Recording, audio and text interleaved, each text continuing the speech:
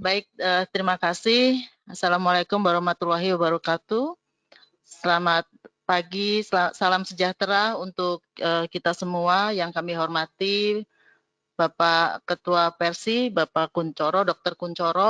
Lia, Dr. Imran, dan untuk narasumber yang lain sebagainya.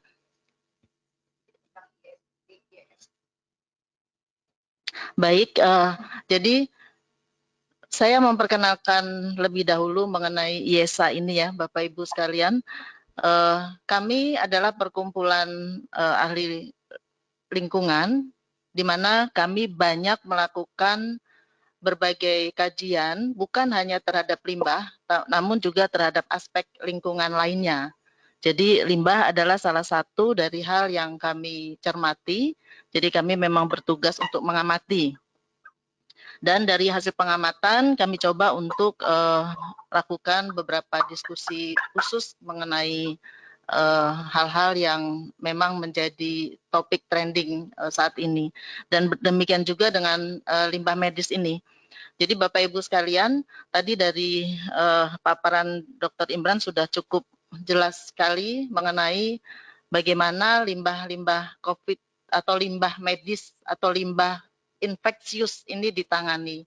Nah, di dalam kesempatan ini kami mencoba mencermati dari kemungkinan ataupun proyeksi ataupun prediksi mengenai bagaimana sih perilaku dari limbah era COVID ini, Bapak Ibu. Mengingat kita lihat bahwa para artinya pasien yang terinfeksi virus ini kita lihat semakin hari semakin banyak dan memang tumbuh eksponensial. Jadi di dalam paparan kami nanti ini kami ingin mencoba untuk membahas beberapa hal, yaitu kontribusi dari para pihak terhadap perilaku COVID dan juga mengenai prediksi timbulan limbah ini, dan juga bagaimana peran pemerintah, tentunya juga peran masyarakat, juga tantangan di dalam mengolah limbah medis ini selama era COVID, dan juga penanganan limbah medisnya. Bapak Ibu sekalian, para ahli dari beberapa university, baik itu dari UGM, dari FKM UI, baik kami juga dari Perkumpulan Ahli Lingkungan dan juga dari SIL, itu Sekolah Ilmu Lingkungan UI juga pernah dan sudah melakukan pemodelan. Dalam hal ini kami coba melihat bahwa, saya langsung lompat ke sini Bapak Ibu, ini penting sekali untuk kita coba pahami bahwa model yang dibuat dengan sistem dinamik ini akan memperlihatkan perilaku dari orang yang terinfeksi COVID. Nah, kalau kita lihat, ini saya mengambil dari yang dibuat oleh teman-teman di FKM UI dan sudah dipresentasikan di Bappenas. Kalau kita melihat di sini, cukup mengkhawatirkan sebenarnya jumlah dari orang yang terinfeksi COVID ini nantinya jika tidak dilakukan beberapa hal atau beberapa pencegahan. Nah, di dalam hal ini kami juga sudah mencoba melihat bagaimana hubungannya antara perilaku COVID ini atau jumlah pasien yang terinfeksi COVID ini yang positif dibandingkan dengan nanti bagaimana limbah ini terjadi. Tadi Dr. Imran sudah mengatakan bahwa pasti banyak, betul pasti banyak. Nah, di Indonesia sendiri belum ada nih data mengenai berapa sih sebenarnya timbulan limbah yang muncul dari wabah ini. Namun kita coba melihat dari China, karena di sini datanya yang sudah lebih tersedia. Di China itu mengatakan bahwa limbah medis semula 4.900 ton sehari, itu bisa meningkat menjadi 6.066,8 ton. Artinya Bapak Ibu, kita bisa lihat bahwa peningkatan ini cukup banyak, mencapai 1.164 ton per hari. Dengan jumlah korban positif COVID sampai dengan akhir Maret kemarin itu sekitar 81.000 sekian. Nah, kita sampai saat ini 1.500. Namun kalau tadi kita lihat prediksi dari para pemodel, bisa diprediksi bahwa kemungkinan kita bisa berada pada kisaran 600.000 orang kalau memang dilakukan intervensi seperti contohnya menjaga jarak, kemudian juga stay at home, work from home, dan segala macam. Nah, bisa dibandingkan ya Bapak Ibu, jadi 82.000 di Cina dengan 600.000 di Indonesia nantinya. Kita berharap ini tidak terjadi, tetapi harus diantisipasi. Nah, kalau kita konversikan limbah yang ada di Cina ke dalam pasien yang terinfeksi, memang ini bukan semuanya berasal dari pasien, tetapi juga tentunya dari para tenaga medis ataupun APD dan semuanya. Wabah COVID ini menyumbang penambahan limbah medis 14,3 kilo per hari per pasien, Bapak Ibu. Kita bisa bayangkan bagaimana nanti di Indonesia. Nah, kalau kita kalikan tadi dengan yang paling minim saja, itu bisa mencapai 8.000 ton per hari. Sudah bisa dibayangkan oleh kita semua bagaimana ini harus ditangani dengan cepat dan cara yang tepat. Pemerintah sudah melakukan upaya. Tadi seperti Pak Imran juga bilang sudah banyak melakukan diskusi juga dengan KLHK ya Pak ya. Nah, KLHK pun sudah mengeluarkan edaran ini, yaitu bagaimana nanti menangani limbah infeksius yang berasal dari pasienkes, kemudian limbah infeksius dari ODP yang berasal dari rumah tangga, kemudian pengelolaan limbah rumah tangga dan sampah sejenis rumah tangga.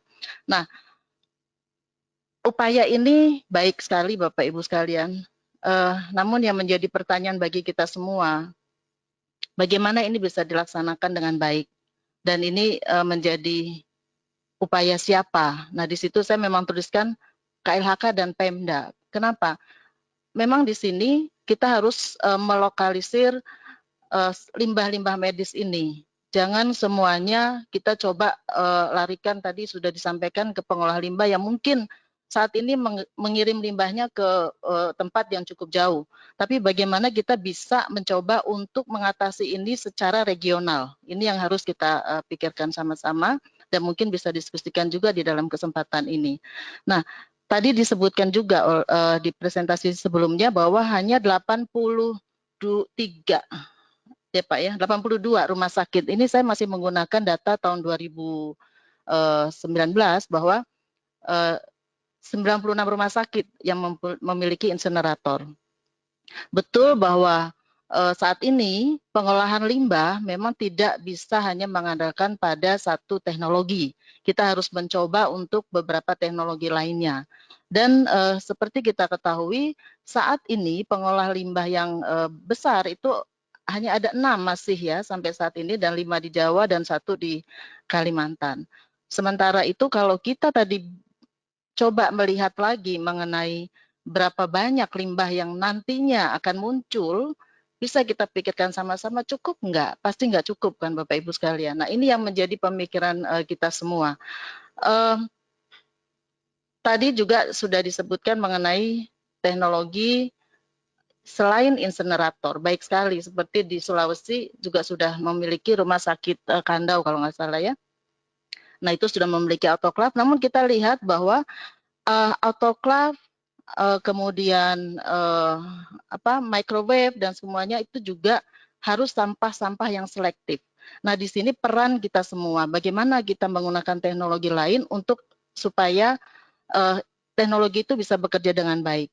Tentunya juga nanti dimulai dengan pemilahan yang dilakukan oleh rumah sakit harus benar-benar baik. Jangan sampai ini sudah limbah COVID yang penularannya cukup luar biasa dan sangat cepat, kemudian tidak tertangani dengan baik, lalu kita harus, si pengolah limbah itu harus memilah-milah lagi. Nah, ini yang saya rasa cukup harus menjadi perhatian.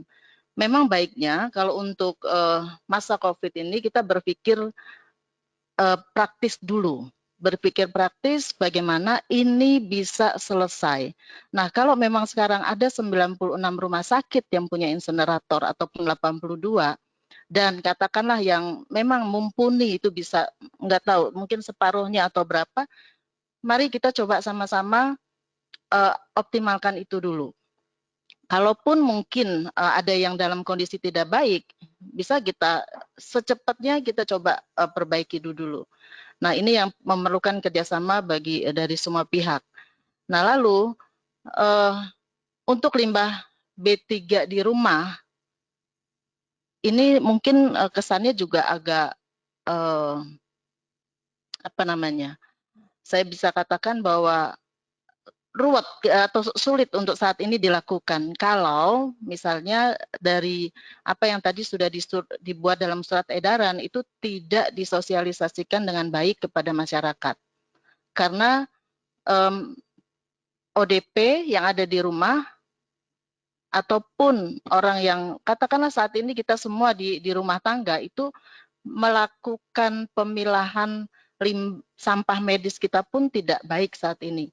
Yang di dalam rumah seperti misalnya obat-obat kadaluarsa atau mungkin botol-botol obat dan semuanya itu masih kita campur semuanya ke dalam tempat sampah, dan ini semuanya yang masuk kepada pengangkutan yang masih tercampur dan terbawa ke TPA.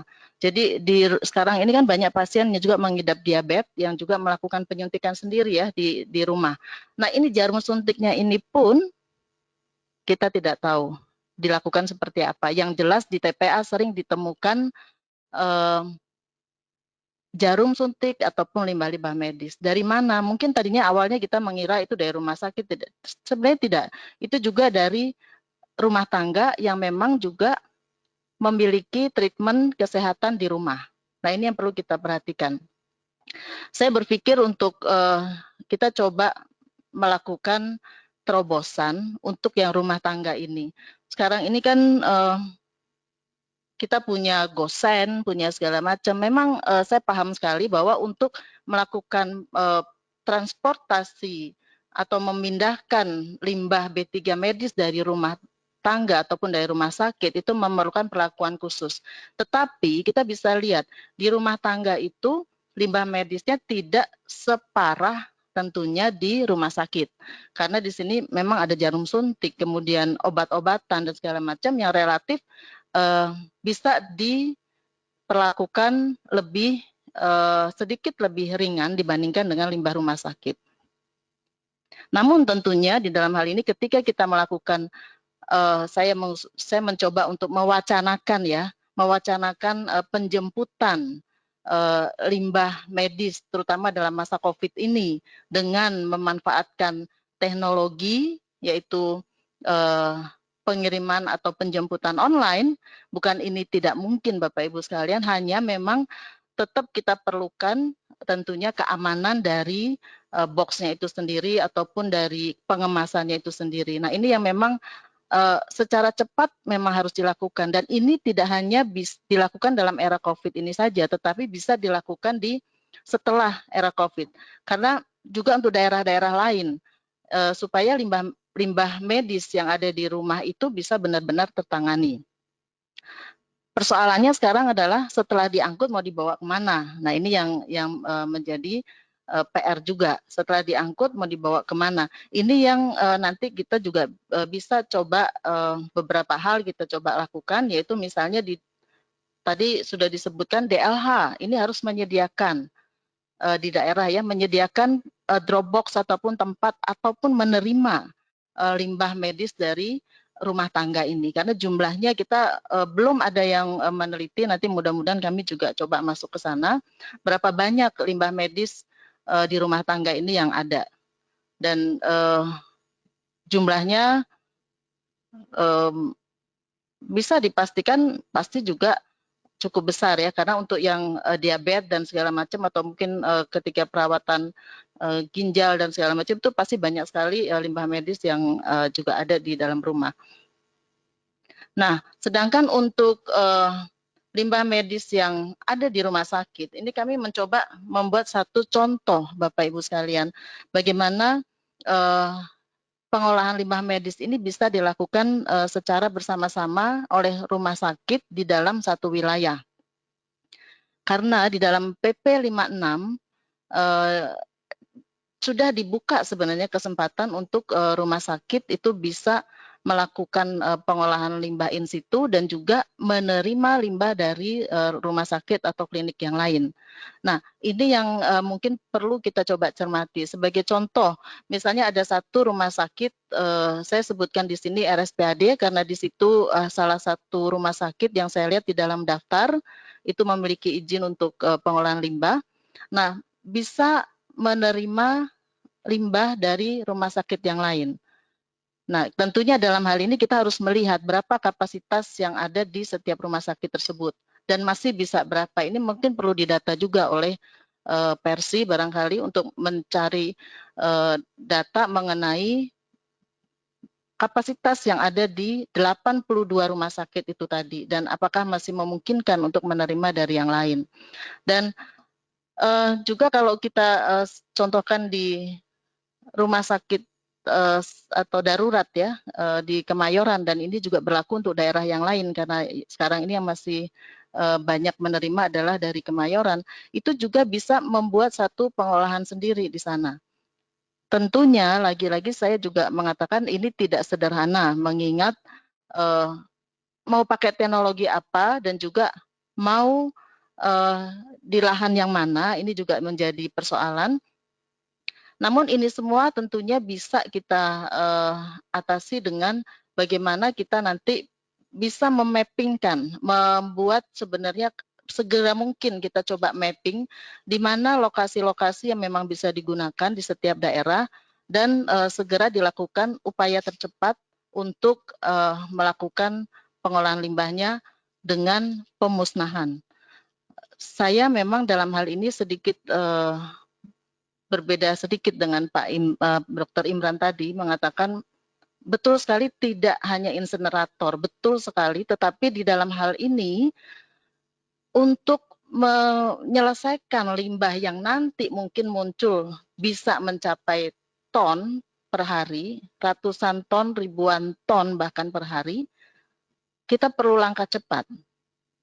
Nah, di sini setiap daerah perlu berpikir di mana akan meletakkan tempat pengolahan limbahnya ini sendiri. Dan yang tidak kalah penting adalah transporter. Banyak sekali informasi yang saya dapatkan bahwa dan juga kita lihat di surat kabar ya kejadian-kejadian bahwa limbah-limbah itu dibuang oleh transporter di tempat-tempat yang tidak semestinya. Ini banyak faktor Bapak Ibu, jadi bisa ini menjadi faktor yang pernah saya dengar ini adalah dan kita pernah bicara juga dengan pihak itu kebanyakan karena antrian di pengolahan limbah B3 sehingga berhubungan dengan aspek keuangan, aspek bisnis dan segala macam. Atau mungkin juga ada faktor lain yang kita perlu cermati lebih lanjut dalam hal ini. Nah, transporter sebagai pihak yang penting untuk di pengolahan ini itu juga memerlukan edukasi Bapak Ibu sekalian dan harus sering-sering dikumpulkan bukan hanya ditanya berapa limbah yang sudah dikeluarkan bagaimana tidak, tetapi sosialisasi terutama di dalam penanganan limbah COVID ini, bagaimana mereka menggunakan APD-APD-nya.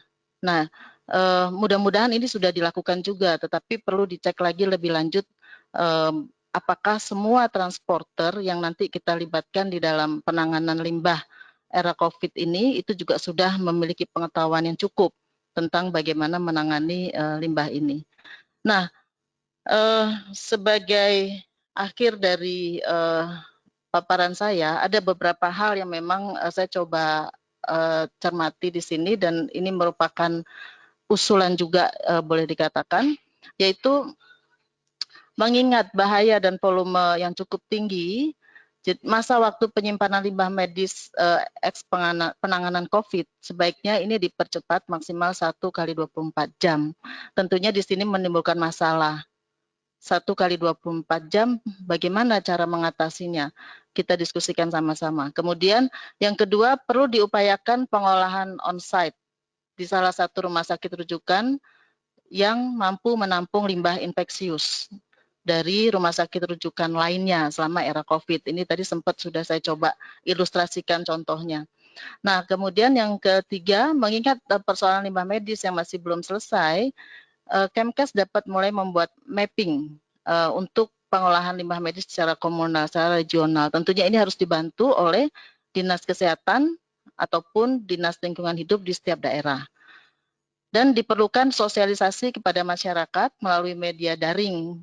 Ini lebih mudah didapat atau dipahami oleh masyarakat saat ini tentang limbah medis rumah tangga. Dan apalagi kalau sudah bisa bekerja sama dengan salah satu transporter online, dalam hal ini mungkin saya bisa aja sebutkan Gojek atau GoBox atau Grab untuk penjemputan limbah medis B3 di rumah tangga, ini juga bisa disosialisasikan. Dan kemudian persyaratan teknis pengolahan limbah medis B3 perlu ditinjau ulang dengan memperhatikan aspek keandalan teknologi pengolahan limbah.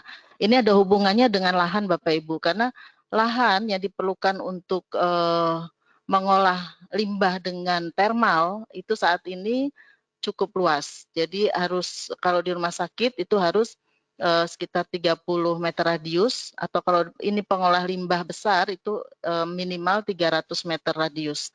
Nah, ini yang memang menjadi persoalan.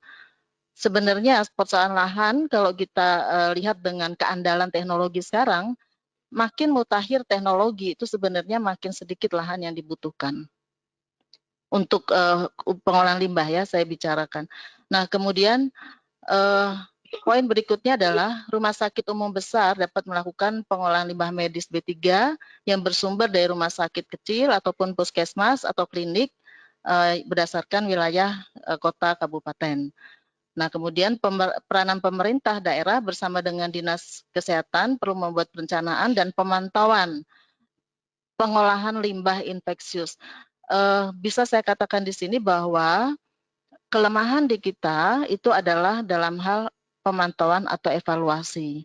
Nah, ini semuanya bisa dilakukan dengan sistem sebenarnya yang bisa kita buat supaya pemantauan ini berjalan dengan baik dan juga secara real time.